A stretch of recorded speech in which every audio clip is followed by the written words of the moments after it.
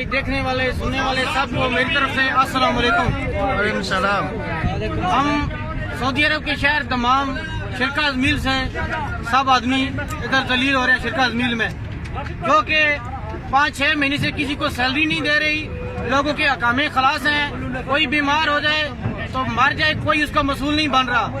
आज एक पाकिस्तानी इधर न्यू कैंप दमाम में बहुत हो गया है मेडिकल की वजह से, उसका कमा खलास था। और दूसरी बात कि मसरी कैंप बहुत ज्यादा, मसरी ने गाड़ी नहीं दिया, जिसकी वजह से वो आदमी मेडिकल के लिए नहीं जा सका और इधर उसकी डेथ हो गई है।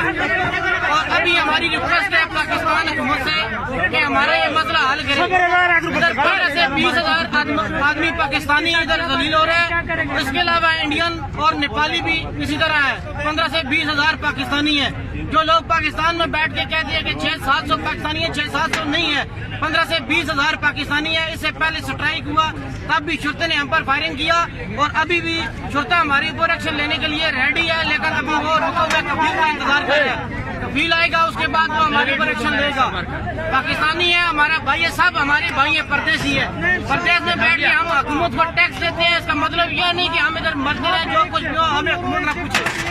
और अभी भाई ये छुट्टे पे लगाओ और दिखाओ कि छुट्टा हमारे साथ क्या कर रही है। पूरा बंदोबस्त ये देख लो भाई, ये सब छुट्टे की गाड़ी है, ये सब छुट्टी की गाड़ी है भाई साहब। ये छुट्टा का लो भी